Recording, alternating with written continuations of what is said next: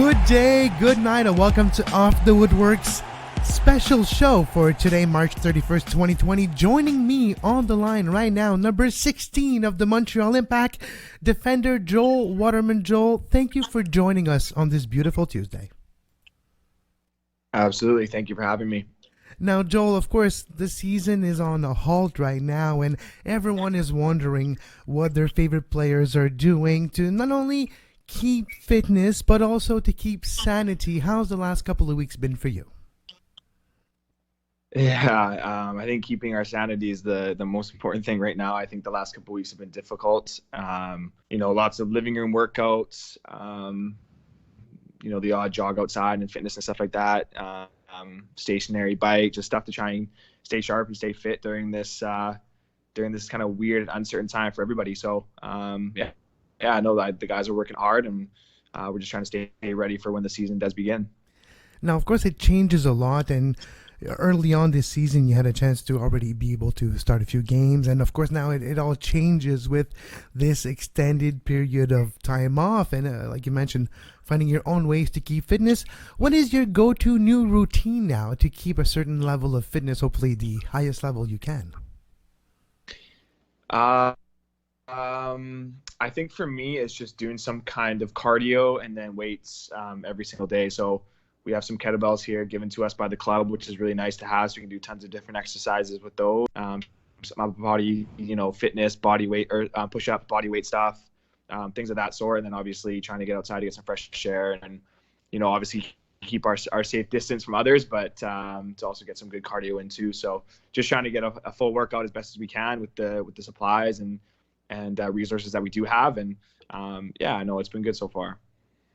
Now, I've talked about the elephant of the room of the weird times that we are in, but I want to bring you to more fun time and a fun conversation. Of course, been following you for a couple years, even before Cavalry FC in your time with the Foothills, Rovers, and Pumas before that. And, of course, number 15 was a long time your number. And we're seeing with the Montreal Impact, number 16. Of course, other players might have your favorite numbers, but why 15? Why 16? Why is this number appealing to you?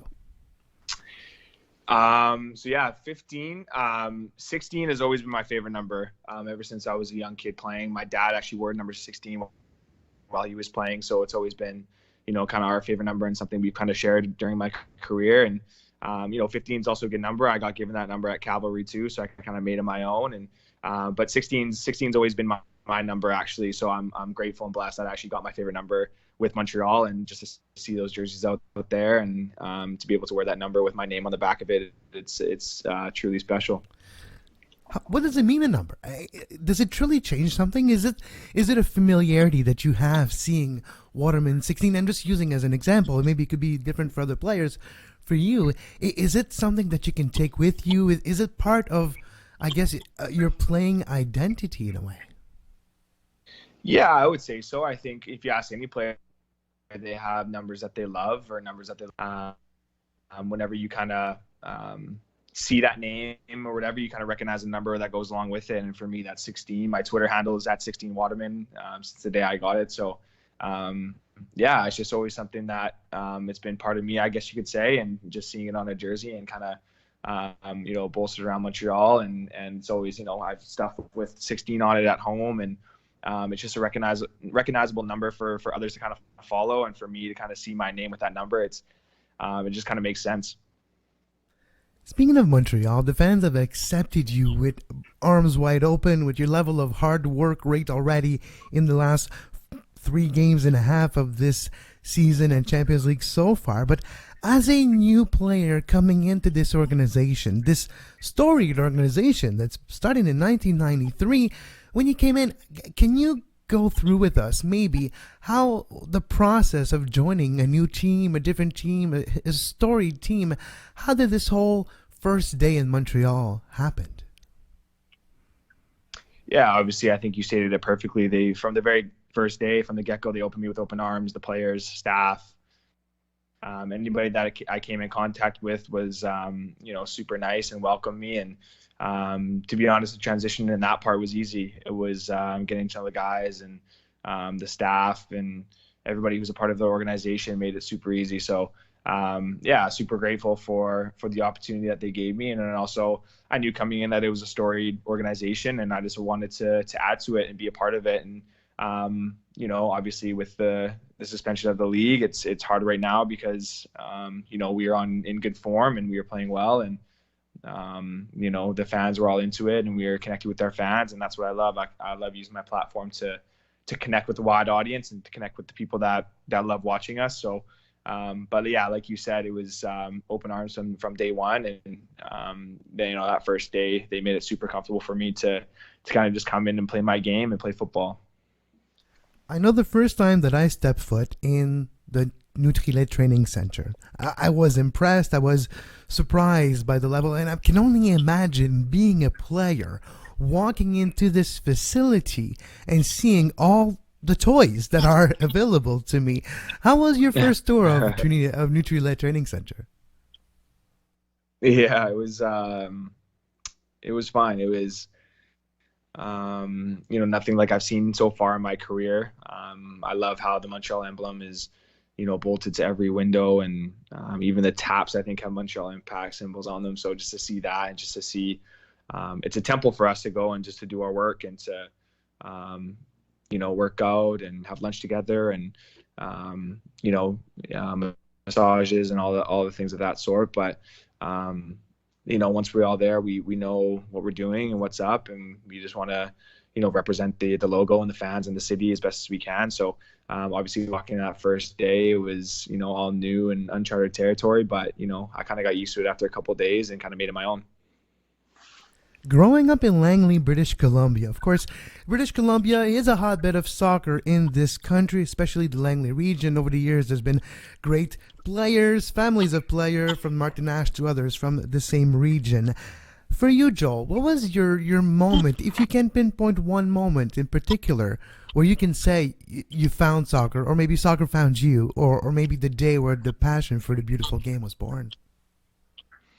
Yeah, I don't know if it was one day or one moment for me. I think it was just a combination of moments throughout my career. I think I started playing when I was 5. My mom and my dad were my first coaches, and we're a soccer family. And, I got into it from a very young age and just loved it ever since that day. And I think in U13, when I made the BC provincial team and knowing I was one of the best kids in BC, that's when it really hit that, I'm good at this, and let's kind of see where this goes. And ever since that point, there's been moments and memories and opportunities that have opened up for me, and I've taken advantage of. And so for me, I think it's not just one moment where I just fell in love with it. I think I fell in love with it as soon as, the first day I kicked the ball when I was 5. And then it was just a combination of moments, obviously leading up to my signing with Montreal, that I could think back on and think back on with smiles and good memories of where the game has taken me up to this point. I've asked you this question in person before, but of course your growth in the game in this country is paramount to what we've seen with players a la Jamie Vardy of different position, of course, in different scale, in England, at different level every year growing up, using the pyramid that is available. How important is this pyramid that you see now, from the Kitsap Pumas, PDL, the Rovers, to the Foothill, and of course Canadian Premier League, to MLS? How was your journey in this pyramid compared to maybe what it would have been 10 years ago? Yeah, absolutely. I think, starting with the PDL, I think that gave me a great base to play during the summer when there was no season, and a way to stay fit and to stay at a really high level against, the best players across North America. And obviously with the introduction of the Canadian Premier League, we needed that in this country. Before we would see a lot of Canadian players who would make it and, would have to go overseas or, the United States route to the MLS. And not a lot of our top players were staying in Canada. And now we have a league that we can call our own for guys to play in, a full-on professional league that they can, join and keep sharp and play well and ultimately get more opportunities like I received. So I think the pyramid now is, structured brilliantly. Obviously, I think we have a long ways to go, and how well we can, build this fan base and build these clubs from coast to coast. But it's an amazing start. You can already see it working because, there's true talent in Canada, and this is only the beginning. There's a lot of talent, of course, in Canada, and we've seen just in 1 year in the Canadian Premier League a lot of talent like yourself moving on to other bigger leagues. I didn't want to say bigger in demeaning ways, but yeah, it is what it is. We've seen Tristan Borges moving to Europe, and you have a very unique perspective. You have played in 3 different competitions in just a few months. I don't want you to compare any of them, but how different does it feel on the pitch, example, versus New England, versus City Olympia, and maybe versus Forge? How different each game, does it feel any different each games? Yeah, well, first off, I will go back to your point about the Canadian Premier League. Yeah, being higher leagues and whatnot. The Canadian Premier League is a league of its own. I think there's massive talent, and they're gonna stand the test of time by themselves. And with that being said, I think the different competitions that I've had in the MLS, and obviously Champions League, and then within the CPL, I think, to be honest, there hasn't been a massive difference. I think there's talent at all levels, no matter what leagues you come from. And for me, it's been similar in a lot of ways, but also I think the MLS is obviously a bit more physical, a faster pace, and then obviously playing against Saprissa and Olympia in the Champions League, they have different styles of football as well that you have to adjust to. So I think whatever competition that we're in, whether it's Champions League or the Canadian Championship or the regular season of the MLS, it doesn't matter who we play. I think the levels are all top professional players that are trying to prove something. So it's been fun to play in 3 of those different leagues and 3 of those different competitions in the last couple of years. But for me, there's not much that separates them because the talent is so good. Now, we appreciate your time with us today, and I just have a couple of lightning round fun questions for you to finish this interview, of course. FIFA 20 or Football Manager 20, Joel? Which one is it? FIFA 20, for sure. That's my type of answer. I like Football Manager, but in the end, it's just nothing quite like FIFA. There's nothing quite like what I imagine playing FIFA 20 with the Montreal Impact and being in the game, which... You know what it feels like. I don't. How's that feeling? Is that surreal? Is that surreal when you open up, example, FIFA 20 and you download the latest updates and you see your name there? Yeah, I mean, I saw it on Twitter for the first time. Someone tweeted out that I was actually in the game now, and the curious side of me went and checked, and I was in the game, which was, it's a game that I played growing up. With all my friends, and obviously we'd be the top players like Ronaldo, Messi, and those kind of players, and even be mentioned in that game with my name with those players is an amazing feat. And it's still so surreal when I go on Montreal and I kind of see my name there. Obviously I'm on the bench right now, but I got to put myself in the starting 11. But yeah, it's just fun. It's just, and then so you get friends and family from home texting you, being like, you're in FIFA, it's just. Those kind of things are a testament for all the hard work I put in, and yeah, it's fun. I've had this conversation with executive of Major League Soccer, another league in this North American continent. But for someone like you of the generation of FIFA, how important was FIFA in loving not only the game but the culture and understanding the game as a whole also? Yeah, I think for sure for my friends and I, and growing up, it was a culture thing. I think, whenever you go hang out with some friends, it always, do you want to play FIFA? And then, whatever the latest year, we would have to get it because, you want the latest guys on each team, and everyone has their teams, and it's just a fun way of just connecting.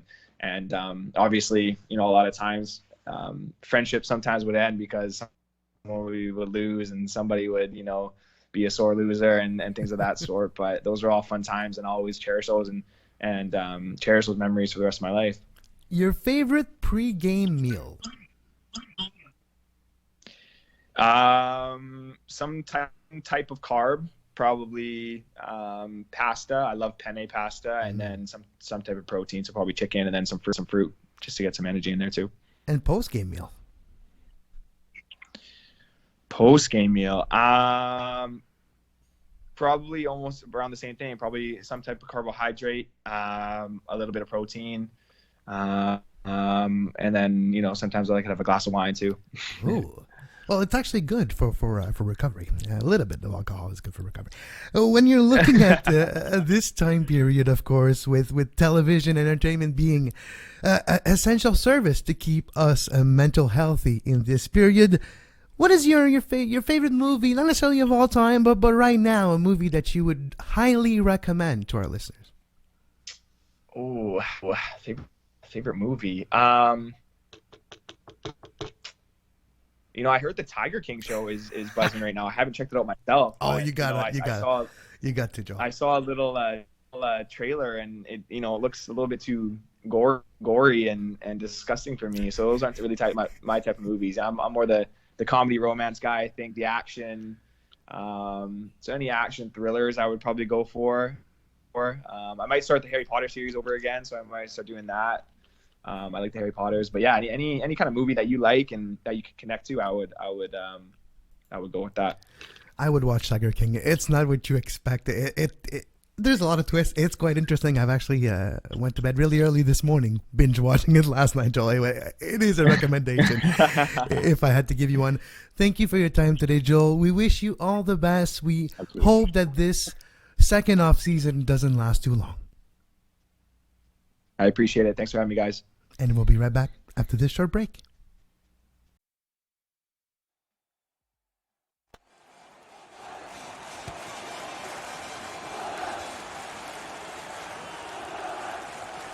And we're back on Off the Woodworkx. I'm Kevin Laramie. As always, thank you to the Montreal Impact and to Joel Waterman for their time today. It was a pleasure to talk to Joel Waterman. And I did mention him to him, of course, before the recording of the show. And I'm going to say it here. Joel has been present after every single game. He's really have been present for the media, open, honest, and it's really enjoyable. Joel, a great person on top of being a great player. Of course, everyone is 99%, I would say 99.9% of my encounters with players in Major League Soccer and soccer players as a whole have been great human beings. So that being said, Joel is part of the great human beings in this beautiful game. Now, before we say goodbye for this week, I am working on a project. I'm working on everyone's best top 10 Montreal Impact name players of all time. What is yours? I want to know who's your top 10 of the Montreal Impact. You don't need an order. It doesn't have to be 1 to 10. It could be just 10 names. I want 10 names, and I'm gonna do my 10 names of the Montreal Impact. Not necessarily in no particular order, but 10 names. And we'll see what we can do, and we'll talk about these 10 names. That's my goal for a special edition of Off the Works that will be coming out in the next couple of weeks. I've had a lot of your answers already on Twitter. I appreciate the time that you took to write down 10 names, and some people actually took the time to write why also, and I really appreciate that. It is a magnificent exercise to think and remember your favorite players in Major League Soccer. And thank you for your cooperation in this exercise. Let me know on Twitter at Kev Laramie, at Off the Woodworkx, or of course on email. You can email me your top 10 sports podcasting network at gmail.com. We'll be back next week with another edition of Off the Woodworkx. We will do what we can during this weird time with no soccer to continue to talk about soccer every single day. And as always, I'm Kevin Laramie, and I do wish you a great soccer.